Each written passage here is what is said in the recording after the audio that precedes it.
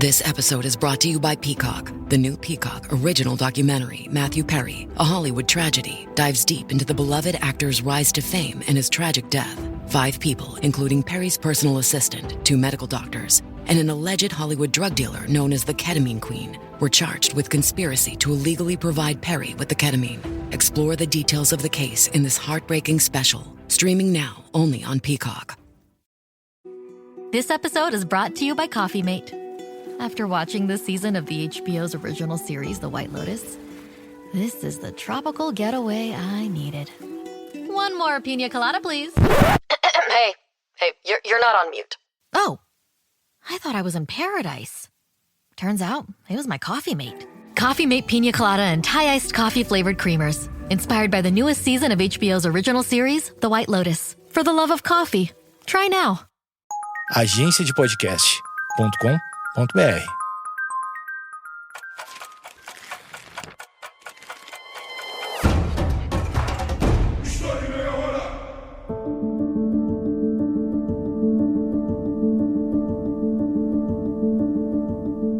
Como uma lenda pode mudar tanto dependendo do lugar em que ela é contada? Existe algo que todas as culturas consideram perverso?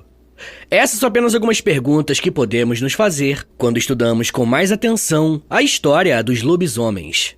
E você pode achar um pouco estranho, né? Falar sobre esse tipo de assunto em um podcast de história. Mas esse episódio faz parte de uma série onde eu abordo uma temática mitológica, religiosa e folclórica. O meu objetivo com esse episódio é te mostrar que é possível conhecer muito sobre o passado da humanidade através dos medos e dos monstros. Como sempre, eu quero lembrá-los que eu uso fontes e autores confiáveis que você pode e deve consultar na descrição do episódio.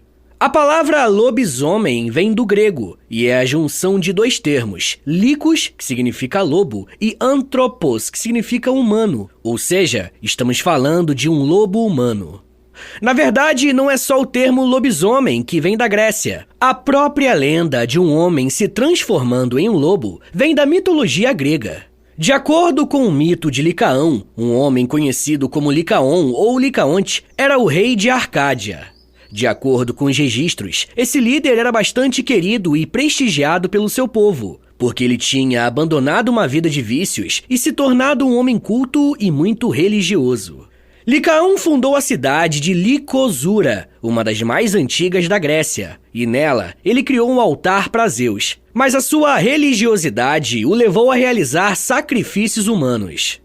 Essa prática chegou a um nível tão descontrolado que chegou ao ponto de sacrificar todos os estrangeiros que chegavam em sua cidade. Desaprovando essas ações, Zeus, o principal deus da mitologia grega, se fez de peregrino e pediu para se hospedar no palácio de Licaão. O intuito era testar o rei.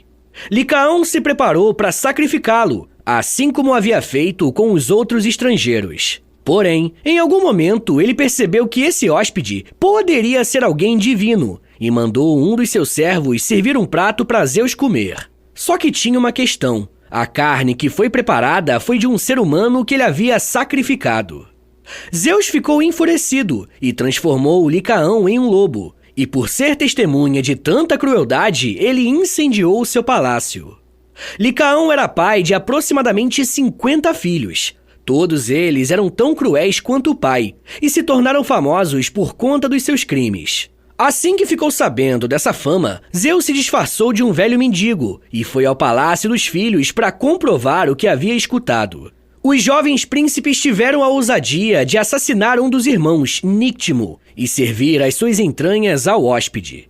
Assim como fez com o pai da família, Zeus transformou todos os lobos, poupando apenas Calisto, a filha de Licaão, por quem Zeus se apaixonou, tendo com ela o filho Arcas. Além desse registro mitológico, o historiador grego Heródoto, no seu livro Histórias, escreveu que os gregos estabelecidos na cidade de Cítia eram todos transformados em lobos uma vez por ano durante vários dias, e depois voltavam à sua forma humana. Ele acrescenta que não estava convencido da história, mas os moradores locais juravam que era verdade. Eu já falei sobre Heródoto com vocês em alguns episódios passados, e o seu trabalho está inserido em uma espécie de transição do mundo grego, onde o pensamento mitológico está pouco a pouco sendo substituído pelo pensamento racional. Esse é o motivo pelo qual um dos primeiros historiadores tem registrado em seu livro um boato que cresceu a respeito de pessoas se transformando em lobos. No século II a.C., o geógrafo grego Pausanias também contou a história do rei Licaão. Na sua versão da lenda, Zeus visita o rei disfarçado de um homem comum, e Licaão quer testar se ele realmente é um deus.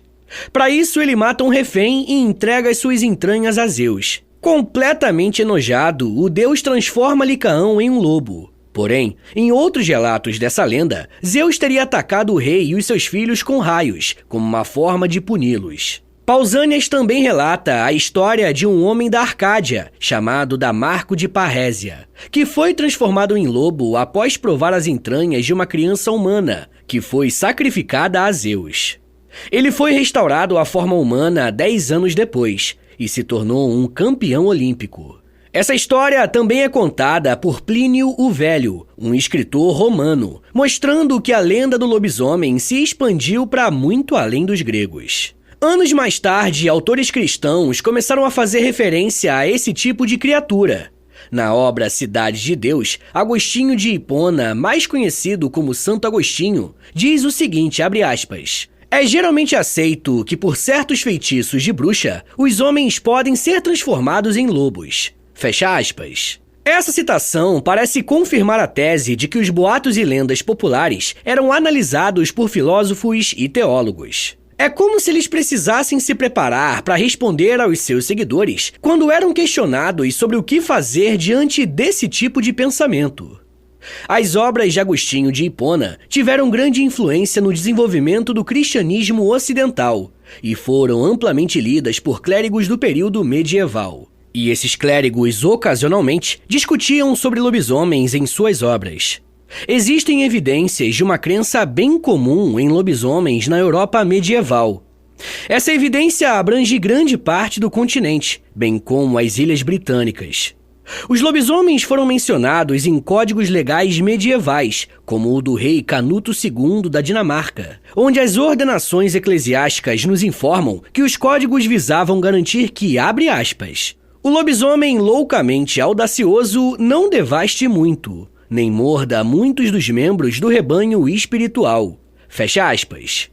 Em alguns outros documentos, até animais diferentes foram citados a respeito de transformações humanas, indicando que estamos tratando de um assunto em que a abordagem é bastante ampla.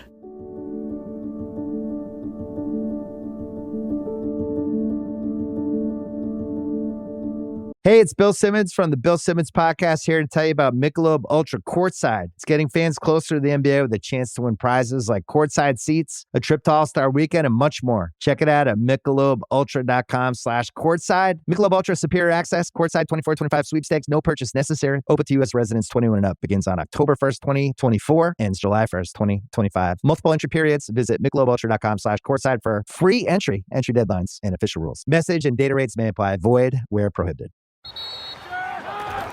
Whether you're ordering wings for the game, whipping up a 7-layer dip, or ordering pizza, there's something about football that makes you want to eat. And this football season, Uber Eats has the best deals on game day food. No matter what you're craving, from 2-for-1 pizza to buy one, get one wings, Uber Eats will be dropping new deals each week, all season long. Uber Eats, official on-demand delivery partner of the NFL. Order now. Terms and conditions apply. See app for details.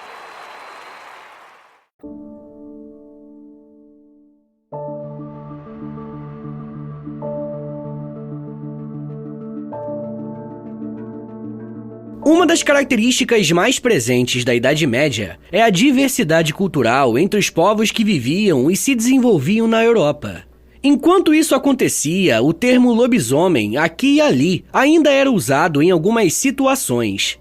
Durante o século XIII, lá na Bretanha, um poema contava uma história sobre um aristocrata que tinha que se transformar em lobo todas as semanas, precisando de suas roupas para voltar à forma humana. Quando sua esposa roubou as suas roupas para que ele ficasse preso na forma de lobo, ele teve de escapar da caça ao lobo real, implorando misericórdia ao rei, que julgou a situação. Nesse poema, a esposa encontra outro marido, e por conta da traição, ela é levada a julgamento.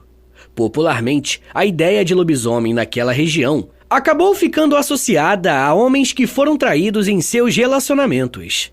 Na região da Alemanha, temos acesso a documentos que mostram o uso do termo lobisomem sendo usado desde o século X. Na verdade, a palavra alemã werewolf foi registrada por Burchard von Worms no século XI e por Berthold Regensburg no século XII. Esses exemplos de lobisomens nas Ilhas Britânicas e na Alemanha podem ser encontrados na obra do monge galês do século XII, Nennius. Até figuras femininas se transformando em lobas começam a aparecer em obras irlandesas do século XII. As tradições germânicas ligadas aos chamados homens-lobos existiram por mais tempo durante a Era Viking. Sabemos que Harald I da Noruega, que governou entre 872 a 930, se vestia com peles de animais, principalmente peles de lobos. De acordo com alguns historiadores, é muito provável que ele fizesse isso para incentivar uma espécie de mística envolvida por trás dos lobisomens. Eles acreditavam que ao vestirem um manto com a pele do animal, eles estariam canalizando os espíritos desses animais para aumentar a eficácia nas batalhas. Esses guerreiros se tornavam resistentes à dor e, assim, evitavam ser mortos na luta. Os costumes escandinavos desse período podem ter se espalhado pela Rússia de Kiev, dando origem aos contos eslavos de lobisomens. O príncipe bielorrusso do século XI, Władysław de Polotsk, foi descrito como um lobisomem, capaz de se mover em velocidades sobre-humanas, conforme narrado em O Conto da Campanha de Igor. Abre aspas. Władysław, o príncipe, julgou os homens. Como príncipe, ele governou cidades, mas à noite ele rondava disfarçado de lobo. De Kiev, rondando, ele alcançou antes da tripulação dos galos Tmutorokan. O caminho do grande sol, como um lobo rondando, ele cruzou. Para ele, em Polotsk, os sinos tocavam cedo para as matinas em Santa Sofia, mas ele ouviu o toque em Kiev. Fecha aspas. A situação descrita durante o período medieval dá origem à dupla forma de folclore do lobisomem na Europa moderna. Por um lado, o lobisomem germânico, que passa a ser associado ao pânico da bruxaria, e por outro lado, o lobisomem eslavo, que passa a ser associado ao conceito de vampiro. O lobisomem vampiro oriental é encontrado no folclore da Europa Central e Oriental, incluindo Hungria, Romênia e os Balcãs, enquanto o lobisomem feiticeiro ocidental é encontrado na França, na Europa de língua alemã e no Báltico. Esse ponto é interessante, porque o conceito de lobisomem meio que conecta os outros tópicos que eu trouxe pra vocês nessa série, né? Eu já falei sobre bruxas e vampiros. Depois, ouça os episódios se você quiser. A partir do século XVI, as coisas começaram a ficar mais sérias para esse tipo de referência a criaturas sobrenaturais. A Igreja Católica estava passando por algumas questões internas que não vem ao caso analisar agora, mas o que importa pra gente hoje é que ela estava fechando o cerco para qualquer tipo de manifestação religiosa ou sobrenatural que fugisse do padrão estabelecido. Foi dentro desse mesmo contexto que as perseguições às chamadas bruxas cresceram. O problema é que existe uma condição clínica que faz com que pessoas acreditem estarem passando por uma transformação em lobisomem. Eu tô falando da licantropia. Licantropia é uma síndrome psiquiátrica rara, na qual a pessoa afetada sofre a ilusão de poder se transformar, ou de fato ter se transformado em um animal. Indivíduos afetados relataram a crença ilusória de que se transformaram em lobos. Além de se sentir como um lobo, o indivíduo começa a gritar, rosnar e rastejar. Houve vários relatos de ataques de lobisomens na França, e por isso vários julgamentos no século XVI. Em alguns dos casos, haviam provas claras contra os acusados de homicídio e de canibalismo, mas nenhuma associação com lobos. Em outros casos, as pessoas ficaram aterrorizadas com essas criaturas, como no caso de Gilles Garnier, em Dole, em 1573, que foi condenado por ser um lobisomem.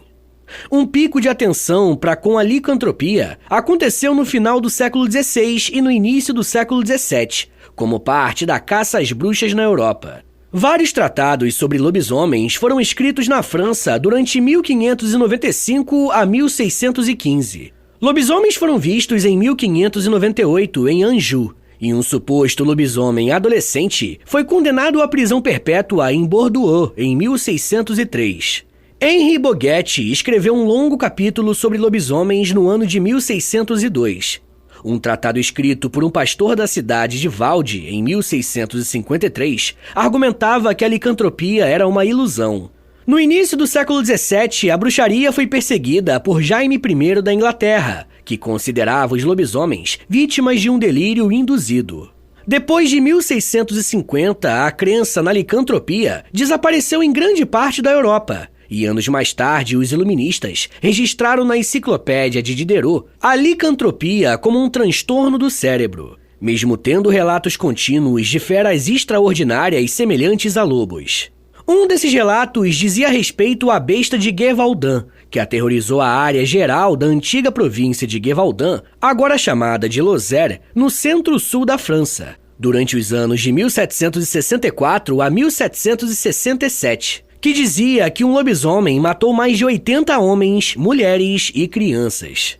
A parte da Europa que mostrou mais interesse pelos lobisomens depois de 1650 foi o Sacro Império Romano Germânico. Pelo menos 9 obras sobre licantropia foram impressas nessa região, entre 1649 a 79. Nos Alpes austríacos e bávaros, a crença em lobisomens persistiu até o século XVIII. De qualquer forma, ainda em 1853, na Galiza, noroeste da Espanha, Manuel Blanco Roma Santa foi julgado e condenado como autor de uma série de assassinatos, mas afirmou ser inocente devido à sua condição de lobisomem, palavra usada por ele mesmo. Até o século XX, os ataques de lobos a humanos aconteciam eventualmente na Europa. Alguns estudiosos sugeriram que era inevitável que os lobos, sendo um dos predadores mais temidos da Europa, fossem representados nos folclores. Isso não só foi verdade, como se expandiu para além da Europa. Lendas de lobisomens ganharam espaço em lugares como Portugal e, consequentemente, aqui no Brasil. Pessoal, eu já quero falar mais sobre como o sincretismo religioso ajudou a popularizar a ideia de lobisomem na cultura pop. Mas me dá um minutinho aí, tá, gente? Que daqui a pouco a gente volta e eu falo um pouco mais sobre cantigas, folclore, tradição religiosa e mortes. Segura aí, que é um minutinho só.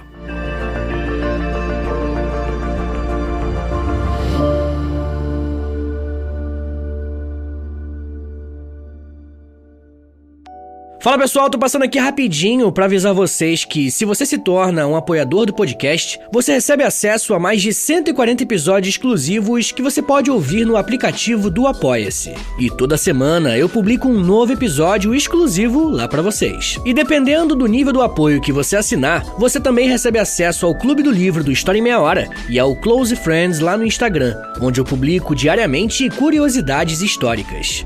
Então é isso, assine o apoia.se/História em Meia Hora para você receber um monte de conteúdo exclusivo e ajudar o meu trabalho a continuar de pé.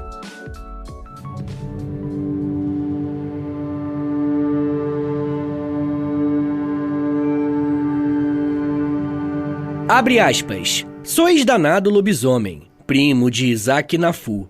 Sois por quem disse Jesus, preza-me ter feito homem. Fecha aspas. As palavras que você acabou de ouvir fazem parte de uma canção portuguesa do ano de 1865 que fala sobre um dos monstros mais populares do país. Porém, para além da própria Europa, a lenda do lobisomem se tornou importante em outros lugares do mundo, como na China e no continente africano. No folclore chinês antigo, os animais podiam se transformar em humanos. Essa crença se estabeleceu depois que 3 animais que mudam de forma teriam sido identificados nas montanhas chinesas. Assim, os 3 animais incluíam um espírito de lobo chamado Wuxian, Dayu e dragões. Em algumas culturas da África subsaariana, eram comuns relatos de pessoas se transformando em lobos e até crocodilos. Existem até histórias de transformação em hienas, um animal mais comum na região e uma espécie de parente do lobo. De qualquer forma, foi no século XIX que os lobisomens começaram a se tornar cada vez mais frequentes na cultura popular europeia, principalmente na literatura. Na Romênia, uma das responsáveis pela criação e espalhamento de muitas das histórias de lobisomens foi uma romancista chamada Emily Gerard, que em 1883 foi com o marido para a Transilvânia por 2 anos. Na época, parte do Império Austro-Húngaro, hoje uma região do oeste da Romênia, a Transilvânia, era pouco conhecida pelos leitores da Inglaterra. Nos anos seguintes, ela escreveu uma das obras mais influentes da época sobre a Transilvânia, A Terra Além da Floresta, Fatos, Números e Fantasias da Transilvânia, publicado em 1890. Em sua obra, Emily Gerard registrou os relatos das diversas etnias que fazem parte da Transilvânia. Alemães, ciganos, húngaros, romenos e muitos outros. Ela falou sobre os diversos aspectos da vida na região, bem como os relatos sobre lobisomens. Seu registro detalhado dos medos dos camponeses e os seus métodos para espantar e se proteger dessas criaturas chegaram inclusive a influenciar Bram Stoker e a sua obra Drácula. Olha só o que ela escreveu sobre lobisomens, abre aspas. O primo irmão do vampiro, o werewolf dos alemães, é encontrado aqui sob o nome de Pricolist. Às vezes é um cão em vez de um lobo, cuja forma um homem assumiu, ou foi obrigado a assumir, como penitência pelos seus pecados. Numa aldeia ainda se conta a história de um homem que, num domingo, voltando para casa com a esposa, sentiu de repente que havia chegado o momento da sua transformação. Ele, portanto, entregou-lhe as rédeas da carruagem em que estavam e correu para o meio dos arbustos, onde, murmurando uma fórmula mística, deu 3 cambalhotas sobre uma vala. Logo depois, a mulher que esperava em vão pelo marido foi atacada por um cachorro furioso, que saiu latindo do mato e conseguiu mordê-la com força e rasgar o seu vestido. Quando 1 ou 2 horas depois, a mulher chegou em casa, depois de dar o marido como perdido, ficou surpresa ao vê-lo sorrindo ao seu encontro, mas quando entre os dentes dele ela avistou os pedaços do seu vestido mordidos pelo cachorro, o horror dessa descoberta a fez desmaiar. Fecha aspas. Essa citação é interessante por mostrar como um romance ficcional romeno influenciou demais autores, como eu falei mais cedo.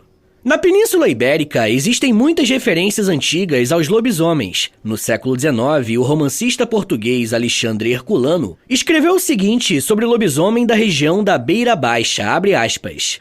Os lubis-homens são aqueles que têm o fado ou sina de se despirem de noite no meio de qualquer caminho, principalmente encruzilhada, darem 5 voltas espojando-se no chão em lugar onde se espojasse algum animal, e em virtude disso transformarem-se na figura do animal pré-espojado.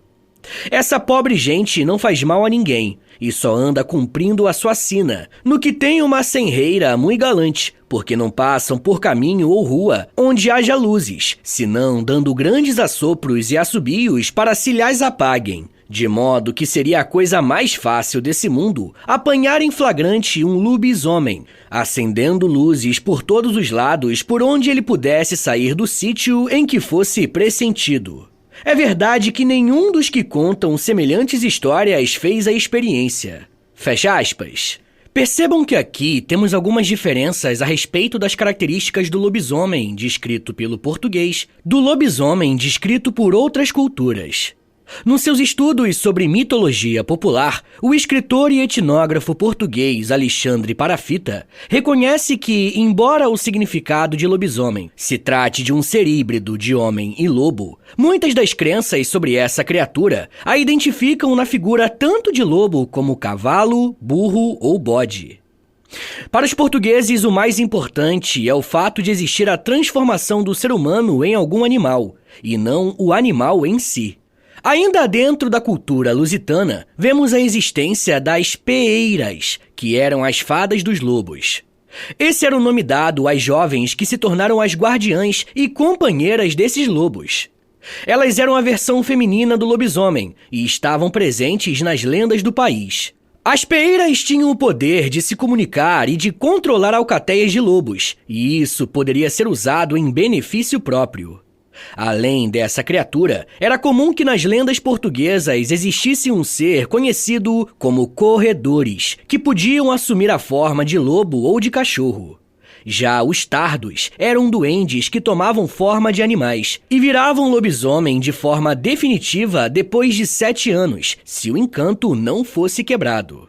Foi a partir de todo esse histórico que essas lendas cruzaram o oceano e chegaram ao Brasil. E por aqui, essas tradições foram se misturando e assumindo aspectos diferentes, dependendo da região.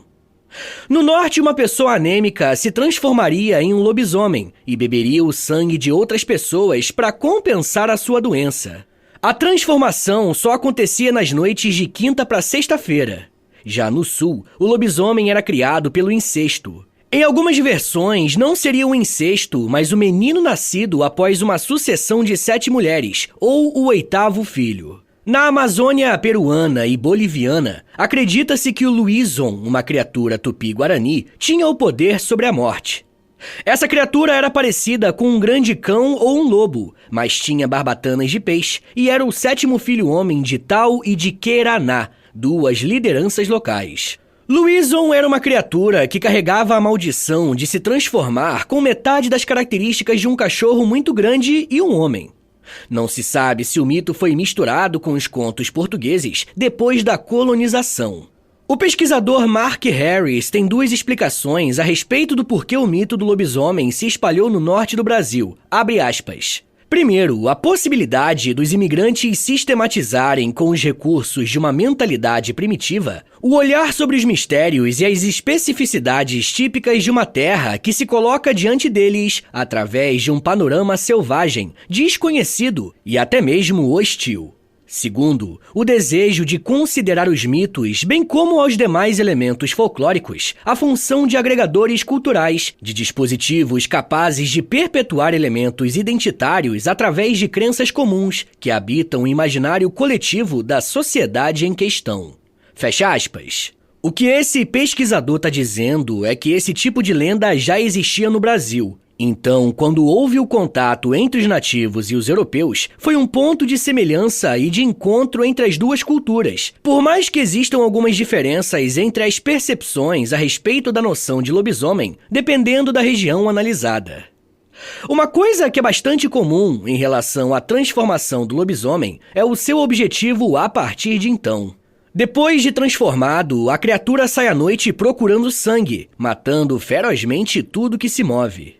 Antes do amanhecer, ele procura a mesma encruzilhada para voltar a ser homem.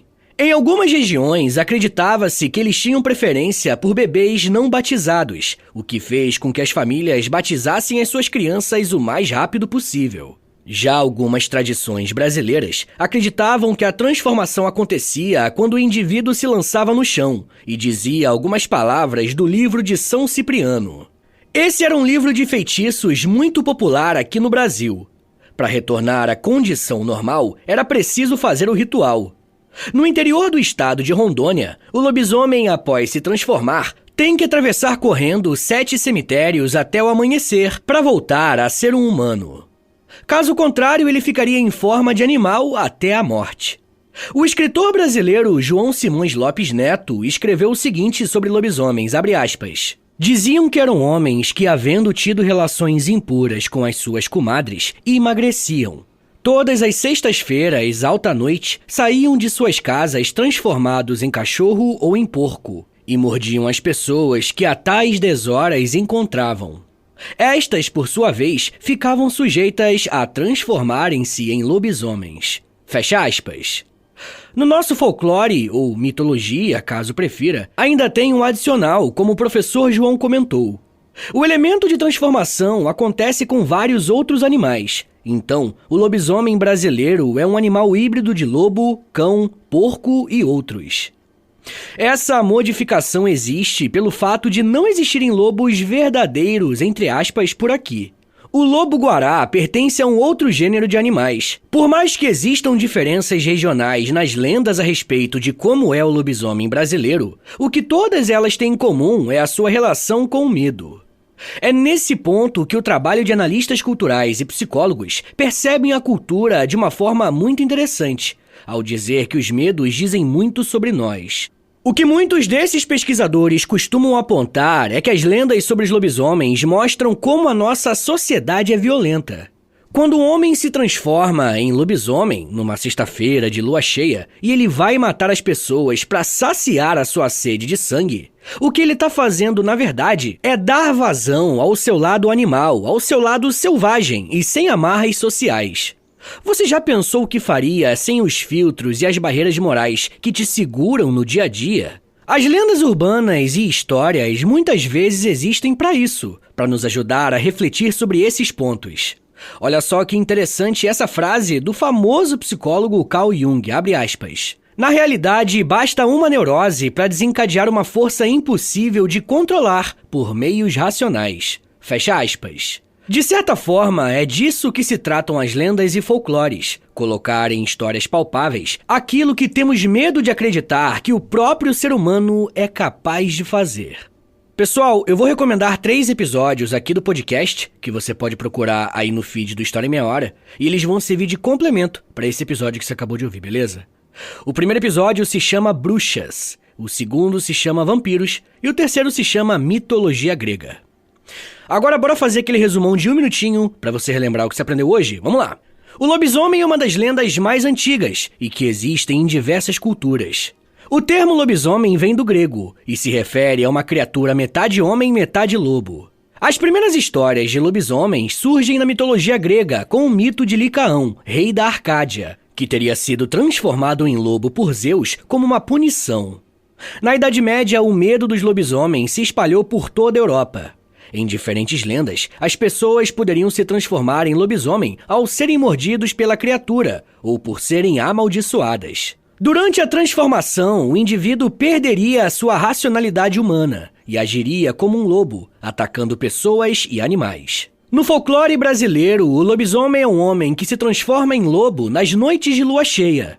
As histórias de lobisomens refletem medos antigos, relacionados à transformação, à perda de identidade e ao lado selvagem do ser humano, indicando que até os maiores horrores cometidos pelo ser humano podem ser traduzidos em histórias para facilitar a nossa compreensão e o processamento desses traumas. E isso é visto claramente nas histórias sobre zumbis, que muitas vezes falam mais sobre a dificuldade humana em aceitar a morte do que de criaturas que vagam pela noite atrás de carne humana. Mas isso já é um papo para uma outra meia hora.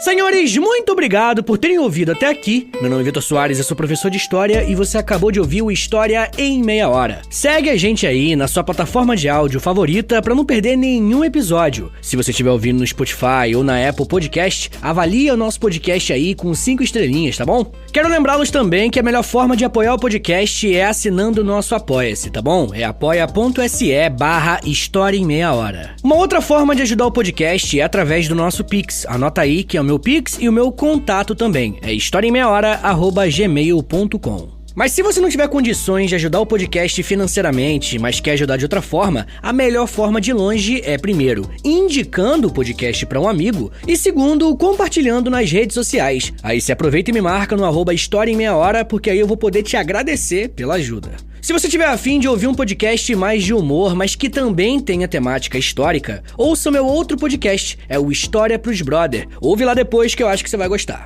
Eu também crio conteúdo pro TikTok, Instagram, Twitter, tudo no @Prof. Vitor Soares. É o meu perfil pessoal. Aproveita e segue ele também. Então é isso, gente. Muito obrigado, um beijo, até semana que vem e valeu!